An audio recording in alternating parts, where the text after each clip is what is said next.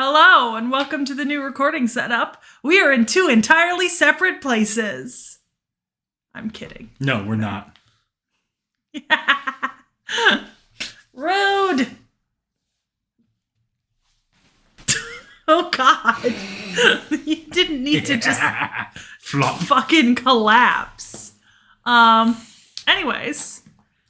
So you're going to see this a lot. You're going to see this new background a lot for now. Assuming there's not a billion technical difficulties this time around. That's what we said true. about the last one.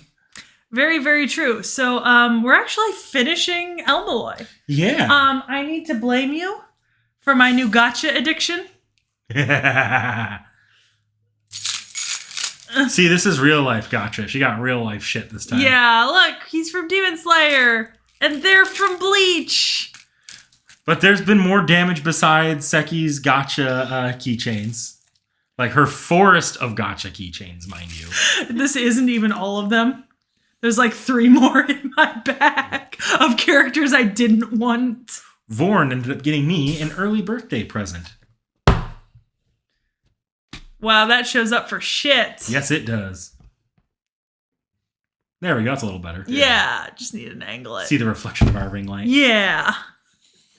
Oh, wait. It's Anya on the dog. I know. I'm trying to see. Oh, the dog's like running. He's not just sitting. Holy shit. Okay. Anya. Okay. Just keep that in mind because we'll be posting an unboxing on the channel. Will we? Because I got some stuff to unbox too. Do you want to show it off here? It's One Piece stuff. Fun. Okay, then. But for now, Lord El-Melloi II, volumes 8, 9, and 10? 8, 9, and 10. 8, 9, and 10. The Grand Roll arc. Mm-hmm. The final arc of the series, at least for this El-Melloi series. We finished a series, finally, that isn't Monster Hunter Origins that could be done in a single episode. Yes. This might be the only time in the near future we finish something like this. I mean... We're not even halfway done with Soul Leveling, our most consistent series. And Farron is ongoing. Yes. With no signs of stopping. Yeah. But anyways, I liked it.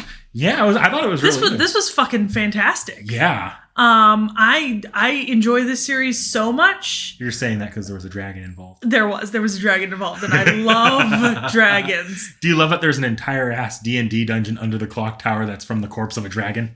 Yes! And they have straight up parties that go in and explore it, and it's a shifting labyrinth. It felt a little bit like Frerin, actually, because we had that like labyrinth in the test, you know? Also, we just watched the D&D movie, dating ourselves. D&D. We also play D&D because we're fucking nerds. And it's called an excavation when you go down there, like tapping into that, the archaeologist, antiquarian and Seki. I'm excited. I'm so excited. It was so good. And honestly, like 10 out of 10 for the series overall. Like this is 10 books, and I am seriously considering seeing about like printing, getting a copy of like a printed version of these books and like binding them myself, or at least like bindering them, myself, just so I have like a physical copy. Because ironically, I kind of hate reading real books on my phone, which is really odd because I read on my phone constantly, but I hate reading real books on my phone. It's just that sort of dissonance there. So like this was good enough that like I'm definitely going to be trying to like figure out a way to acquire Buys myself all the official releases and paste the translations over all the pages. I've seriously considered doing that for a few webcomics. Like I hope I've seriously considered doing that for webcomics. Just like whiteouting the fucking like Korean or Japanese and like writing in English over it. It's very tempting. And of course we get so much of my boy El-Melloi. Oh, I love that at the beginning there's just this part where El-Melloi students find out he's going to be gone for like a month, and there's this entire hunt to find him. Man, I would be leading the fucking hunt. And like the first like fifth of the book is them trying to like orchestrate this complicated plan so El-Melloi doesn't actually have to appear in public, but they can stop him doing shit. Bitch, I'd be stored away in his luggage. They had the Chibi El-Melloi. Your Chibi El-Melloi figure is canon. My Chibi El-Melloi figure is canon. It's not here right now, unfortunately. No. But it would have been glorious if it was. Hops up on coffee table, stomps a few times to see if the coffee table is stable. Yeah. My God. Also, this arc was just really well put together. Yeah. And for what amounts to the longest arc in the series thus far, it was really good. I thought the pacing was really good. And just the rate at which we got through stuff and the amount of content in it was very good. It was interesting. It actually did try to bring back the mystery a little bit more here. Like the last arc, the mystery was kind of tangential. We got a little bit more like suspense, a little actual like curiosity, mystery. We didn't know what was going on or what was going to happen. It was interesting because this arc, we knew exactly who done it. Yeah. But they were like, why? And who is his accomplices here? Yeah, it felt very Sherlock, you know? Mm-hmm. It's the why. Why would this man kill all of his apprentices? Yeah. His students. Yeah, like you wouldn't think anyone would. And then holy fucking shit, it's a goddamn massacre. Like, good lord. What the fuck, my guy? I personally love just the sheer amount of politics in this arc and the Mages Association. They were well represented. Like, I do, you know, for all that I regularly make fun of you for your fucking poli-sci degree, for all that I regularly shit on you for this decision that you made, which is totally valid, I do love me some good politicking. I just love that. I do love me some, like, intrigue. I love that part in the middle. Was it the first or the second book where El-Melloi is going through this complicated plan and just suddenly the equivalent of like in like back-to-back succession, the equivalent of like Mitch McConnell and Nancy Pelosi come and sit down at the table with him to discuss an upcoming vote. Right. Like, holy fucking shit.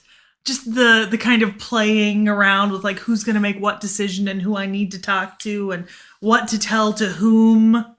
Mm-hmm. I do love me some of that. It's why I liked season 1 of Game of Thrones. It had a lot of that same like intrigue. Court politics. Because that's essentially what this is. Yeah. It's like court politics. I mean, the entire political decision here is like, what are they going to do with this Spirit Tomb Albion? Are they going to completely retrofit it? Or are they going to just keep it as is? I vote keep it as is. I'm getting ahead here a little bit, but I love what the accomplice to Dr. Heartless. I love that it turned out to be the Democratic faction. Because it kind of makes sense. And it's like, you find out it's not just the Democratic faction's leader. Like, no. He had it almost every one of the New Agers in on this. Right. Like, man was just like, I will appeal to the entire young audience. Like, kudos to him. And the aristocratic faction's reason for not liking this plan wasn't because it was a bad plan. Just because it was like, that is an insult to our work historically. Which, okay, as someone who's currently studying anthropology, right? I kind of get it, right? Like if someone came along and said, I can give you the answers to everything that's ever happened historically. Yeah. Just because you can give us the answers doesn't mean you can give us like the underlying interactions, the causes, the sociopolitics of it all. And then also like, I understand like the idea, like, anthropology's gone through like a couple things where like new people have come in and been like, we hate all the old stuff. Let's get rid of it and bring something new. But every era of anthropology has had something worthwhile to give, you know?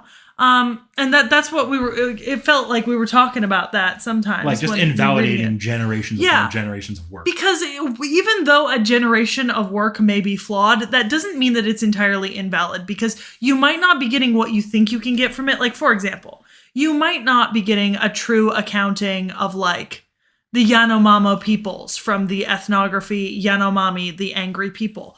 But you are getting one man's accounting, his obvious bias, what he thinks certain things relate to, and the general era in which it came out, the attitudes. And that's still worthwhile. Like there's a whole lot behind like research and historical work that while the work itself is flawed and problematic, so long as you recognize that and then account for that when still continuing to use it, you can still use it. Like, for example, we have a shit ton of culture history reports of stuff, right? Culture history really did nothing for the advancement of learning how societies worked, but culture history reports were primarily like encyclopedic recordings of everything that somebody found at a certain site. And now anthropologists studying that site, the items have all been taken out.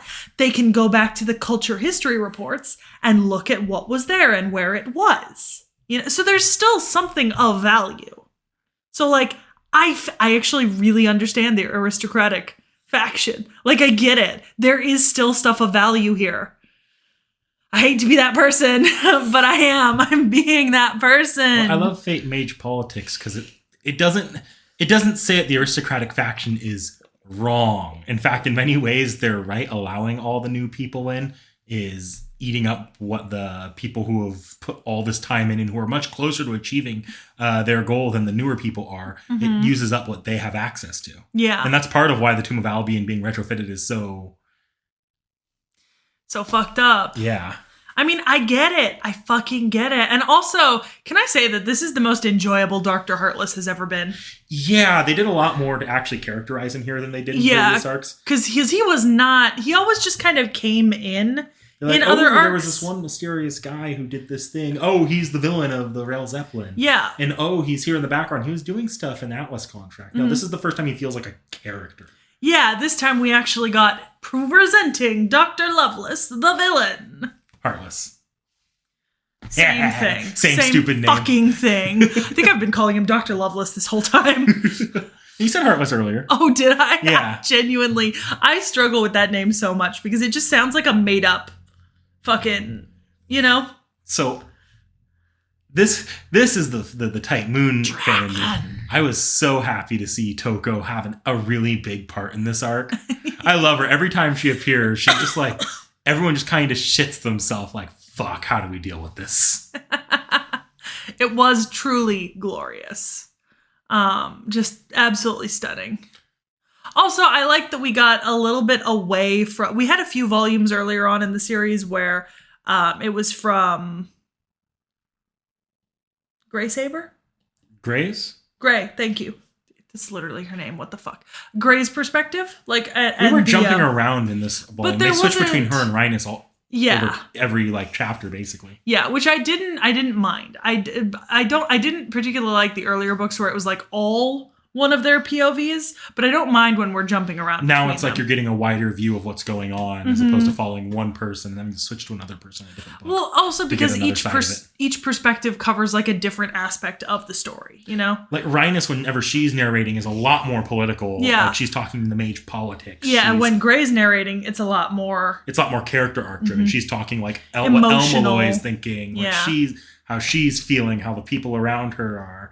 But yeah. So jumping between the two gives just really this works. widest picture. Yeah, it really works. It's interesting you said, I almost thought you might not like this arc because you don't normally like jumping around perspectives like that. I don't, but I gotta admit, this is probably related to my recent kind of resurgence in how much I like Eldest. I don't really mind if it's like 2, maybe 3 characters. It's when it gets to be like more than 2 to 3 characters and it keeps repeatedly jumping around and there isn't necessarily a rhyme or reason for that. But here there is a rhyme and reason and you're getting something very different from each of the characters. Like in Eldest, you get Roran and Aragon and their POVs are completely different, right? That's acceptable. It's when you have a book where you're getting like 3 POVs, right? One is from a character off doing one thing and then 2 are from a character off doing something together and they don't differ in any fundamental way, but you're still forced to remember that there are 2 separate people you're switching between. That's when I don't like it. I do have to say, and this might just be the format of the translation, it was sometimes hard to keep track of who was narrating at once in this book. Yeah, I think I just kept an eye on it. I have a feeling in the original translation, things like the different ways you speak. Like in Japanese, people will speak completely different ways for the same meaning. Yeah. That might have been more catchable than in English. Yeah. But altogether, fucking fantastic. 10 out of 10. 11 out of 10. 12 out of 10. Now I'm mad that there is a sequel series to this. But it's not done yet. The first book isn't even fully translated yet. But I think as we go on... We're in for the long haul. I think what we'll probably do is we'll wait for arcs to be translated. So like how this one had 2 books, 2 to 3 books an arc. This first book is going to only be... I believe that one's a standalone. So when that's fully translated, we'll read it. Yep. Then future arcs will wait till that arc is done, which could be a while. You will not see these as often as they are on the channel now. Yeah. Well, I have other Fate books I'll be bringing in, but we probably won't be doing one continuous series very much. I do believe our next 2 Fate adjacent works are Tsukihime, the novel, the manga, and Strange Fake. Yeah, Strange Fake will be fun. It's kind of this El-Melloi sister series, and it does carry over some characters, and even El-Melloi is going to make an appearance in that book, so I'm kind of excited. Yeah, so you guys are going to have to keep an eye out for that, because we will be coming out with the Tsukihime manga and the Strange Fake novel. Is it a novel? It's a novel. It's a novel. Yeah, and that'll be relatively soon. So we'll see what we think of those. Yeah. Those are a little longer running, so. Yeah. But yeah, no, altogether, I love this, and I'm happy that we finally finished a series officially. Mm-hmm. So, it's your series, however you want to sign off. Let me see.